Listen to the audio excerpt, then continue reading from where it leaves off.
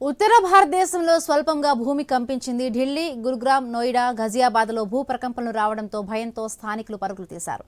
ఢిల్లీకి 60 కిలోమీటర్ల కేంద్రంలో భూకంప కేంద్రం గుర్తించారు. రెక్టర్ స్కేల్పై భూకంప తీవ్రత 4.1గా నమోదైంది.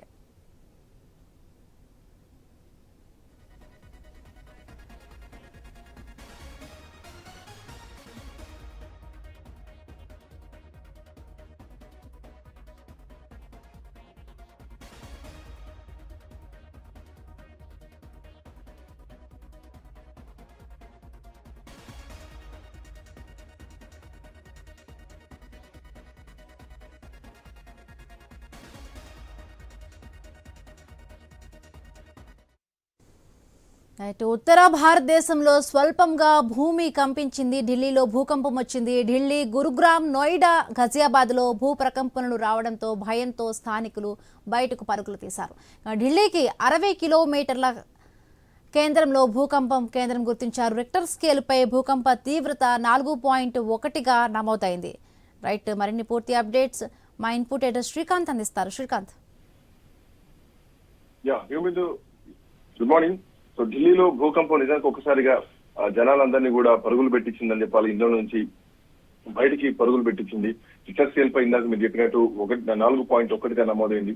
అయితే ఇది స్వల్పంగానే చూడొచ్చు, ఎందుకంటే 5కు మించి ఒకవేళ రిక్టర్ స్కేల్ పైన భూకంపం లెవెల్ చూపిస్తే కనుక ఖచ్చితంగా ఇది చాలా ఎఫెక్ట్ అయ్యేటువంటి అంశం. బట్ ఎంతైనా కానీ సో ఢిల్లీలో వచ్చినటువంటి భూకంపంతో ప్రజలంతా కూడా ఒక్కసారిగా బయటికి పరుగులు పెట్టారు. గత 20 నిమిషాల కింద ఢిల్లీ ఎన్సీఆర్ ప్రాంతంలో 4.1గా ఈ భూకంపం సంభవించింది. ఢిల్లీ, ఘజియాబాద్, గురుగావ్ తో పాటు నోయిడా ఈ ప్రాంతాల్లో ఎక్కువగా ఈ భూకంపం వచ్చినట్టు కూడా స్పష్టంగా కనిపించింది. దాదాపు 10 నిమిషాల పాటు ఈ ప్రాంతంలో ఈ భూకంపం ఒక్కసారిగా భూమి కంపించింది. దీంతో ప్రజలు మొత్తం కూడా భయపడి ఇళ్ల నుండి బయటకు వచ్చారు. కార్యాలయాల నుండి మొత్తం ఆఫీసుల నుండి కూడా పరుగులు తీశారు. సో ట్రాఫిక్ లో ఇరుక్కున్న వాళ్ళు కూడా ఒక్కసారిగా భయాందోళనకు గురయ్యారు.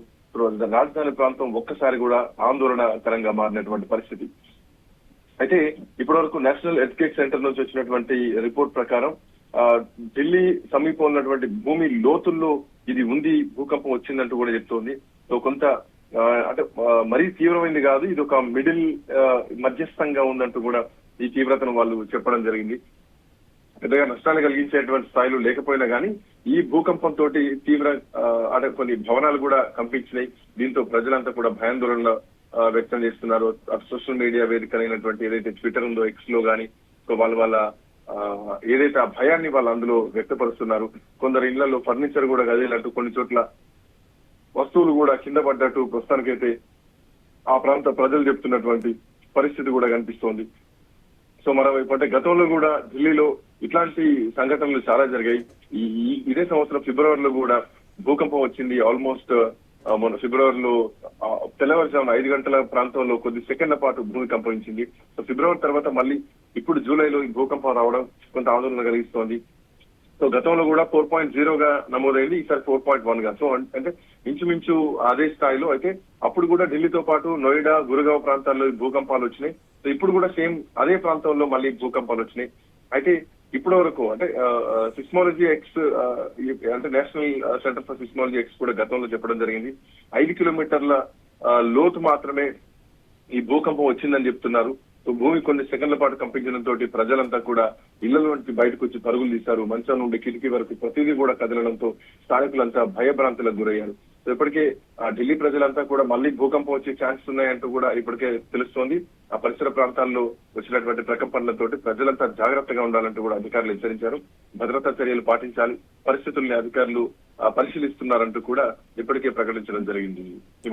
Right, thank you Srikanth. Thanks for the updates.